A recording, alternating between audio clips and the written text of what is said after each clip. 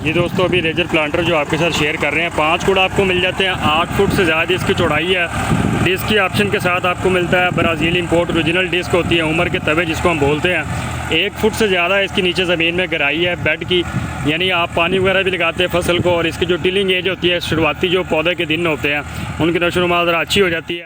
दोस्तों, रियाज and brother YouTube channel और Facebook page में खुश आमदीद। अभी आपके सामने हम रेजर बेड प्लांटर की वीडियो शेयर कर रहे हैं। एक ही किस्म का ये प्लांटर है, इसके ज़रिए से आप मकई, कपास, मुख्तलिफ़ किस्म के फ्रूट, सब्जियां इनके आप बेड बना सकते हैं। डिस्क के ऑप्शन के साथ आपको ये प्लांटर मिल जाता है। ब्राज़ील इंपोर्ट ओरिजिनल जो उमर वाला तवा है जिसको हम बोलते हैं। यहाँ पर आपको स्टैंप के साथ भी नज़र आ रही है, स्टैंप भी।